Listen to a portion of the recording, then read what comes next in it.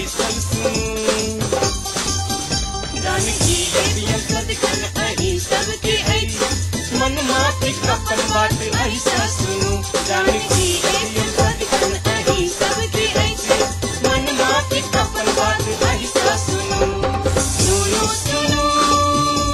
मिथिलांचल गर्व Janaki FM 106 mega.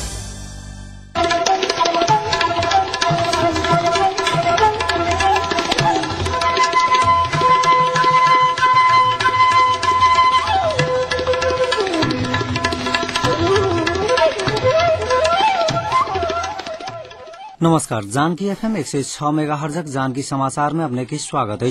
जैसा सुनल जाओ समाचार।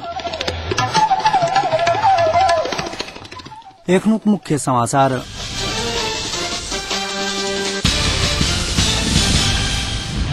माओवादी के गृहदेव के निर्णय परिवर्तन निहात पूर्व प्रधानमंत्री नेपाल कहब प्रजातंत्र आ लोकतंत्र दिवस मनाव के कोनो औचित्य नहीं रहल माओवादी के उपाध्यक्ष भट्टराई के टिप्पणी। अब विश्व कप क्रिकेट में बांग्लादेश समक्ष भारत द्वारा 371 रनक लक्ष्य प्रस्तुत। पूर्व प्रधानमंत्री माधव कुमार नेपाल माओवादी के गृह मंत्रालय निदेव के निर्णय परिवर्तन निहात बतौली छ। हथियार आ लड़ाकू रहत माओवादी के गृह देवा नहीं मिलत। आई विराटनगर विमानस्थल में संचारकर्मी सब संग बातचीत करैत नेपाल कहलन जे ऐसा शक्ति असंतुलन पैदा करत। धनकुटा के पार्टी कार्यक्रम के संबोधन कर आई राजधानी से विराटनगर आयल नेपाल माओवादी के गृह नहीं देवा के पार्टी के निर्णय कोनो हालत में परिवर्तन निहात बतौली नहीं छ। वो कहलन जे माओवादी ऐके मुद्दा बनाकर लंबा करे के कोनो अर्थ नहीं रहा था। सरकार गठन में प्रधानमंत्री झलनाथ खनाल आ माओवादी अध्यक्ष पुष्पकमल दाहाल बीच भेल 7 सूत्रीय समझदारी त्रुटिपूर्ण रहल बतबैत कांग्रेस के सेहो सरकार में सहभागी करावा के धारणा रखले नहीं छ। विश्वास में लक कांग्रेस के सेहो सरकार में सहभागी करावा परत नेपाल कहले नहीं छ। सरकार के जल्दी से पूर्ण बनाकर संविधान निर्माण में जुटा आग्रह करैत पूर्व प्रधानमंत्री नेपाल कहले जे सरकार गठन कर अबेर हैत थप समस्या सृजना हैत।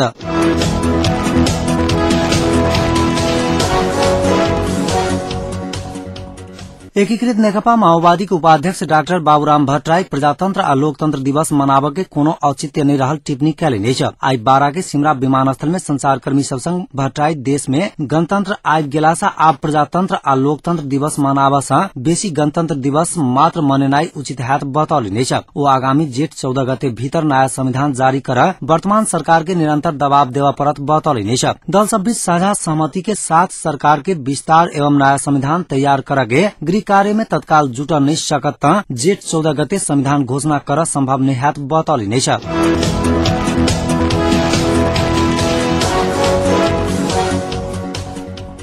भारत नेपाल सहित विश्व के 48 अति कम विकसित देश सभक लेल लाखों डॉलर बराबर के विशेष कोष स्थापना करके तथा सहूलियत ऋण बढ़ावा के घोषणा कैल गई छ। अति कम विकसित देश सभक समूह LDC आ भारत बीचक 2 दिना मंत्री स्तरीय बैसार के उद्घाटन करैत भारतीय विदेश मंत्री SM कृष्णा ओहन घोषणा कैल नहीं छ। नेपाल ओ समूहक अध्यक्ष देश है। ओ घोषणा अनुसार LDC समूह के प्रत्येक देश में विकास संबंधी कार्यक्रम तथा योजना के लेल 50 लाख अमेरिकी डॉलर बराबर के विशेष कोष स्थापना है। 5 वर्षक लेल कहल गेल ओ कोष मार्फत उपलब्ध होने वाला राशि भारत आ संबंधित अति कम विकसित देश सब बीच जारी द्विपक्षीय सहयोग में थप हैत बताओल गेल छ। टर्की के इस्तानबुल में 3 सप्ताह के बाद होवा लागल LDC समूह के 4वीं सम्मेलन से लेवा वाला निर्णय कार्यान्वयन में सहयोग पहुंचावा के उद्देश्य से कोष स्थापना कर लागल मंत्री कृष्णा जानकारी देले नहीं छ। वह सम्मेलन के तैयारी स्वरूप भारत आ LDC समूह के देश सब बीच पहिल बेर मंत्री स्तरीय बैसार बैसल छ।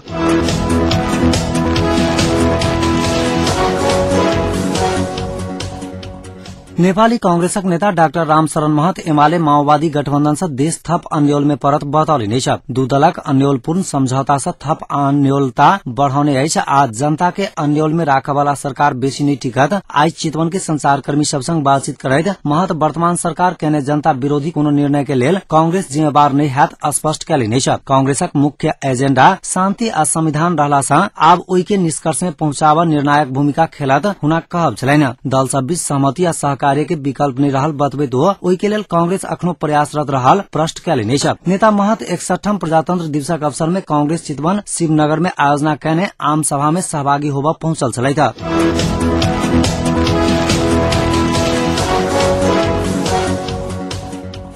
कांग्रेस नेत्री सुजाता कोइराला एमाले संग सहमति है त कांग्रेस सरकार में सहभागी हेबाक विकल्प खुला रहल बतौलिए। 61 प्रजातंत्र दिवसक अवसर में आई ओखलढुंगा के सदरमुकाम स्थित चायपान कार्यक्रम में संचारकर्मी सब संग बजित कोइराला एमाले आ माओवादी बीच के गोप्य 7 सूत्रीय समझौता फिर्ता है त सहमति है बतौलिए। शांति प्रक्रिया के निष्कर्ष में पहुंचाब आपसी सहमति आवश्यक रहल उल्लेख करैत कोइराला सबसे मिल आ त्याग कर कांग्रेस संग बहुत विकल्प खुला रहल बतौलिए।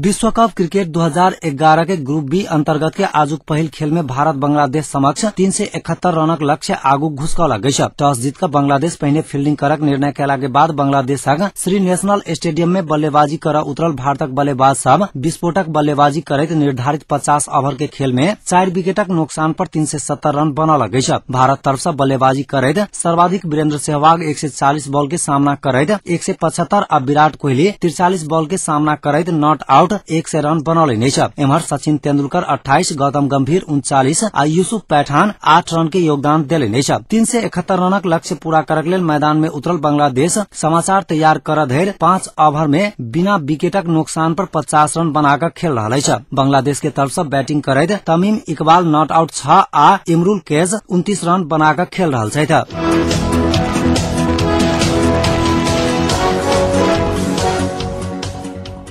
आप जनकपुरक तापक्रम अखन जनकपुरक तापक्रम 23 डिग्री सेल्सियस रहल छ।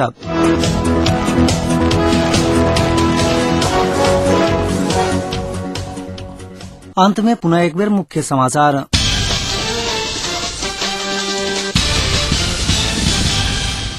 माओवादी के गृह देव के निर्णय परिवर्तन नहीं है तो पूर्व प्रधानमंत्री नेपाल कहब प्रजातंत्र आ लोकतंत्र दिवस मनावे के कोनो औचित्य नहीं रहल। माओवादी के उपाध्यक्ष भट्टराई के टिप्पणी। अब विश्व कप क्रिकेट में बांग्लादेश समक्ष भारत द्वारा 371 रनक लक्ष्य प्रस्तुत। एखनुक समाचार एतै समाप्त होइदैछ। पुनः समाचार लगा उपस्थित है। नमस्कार।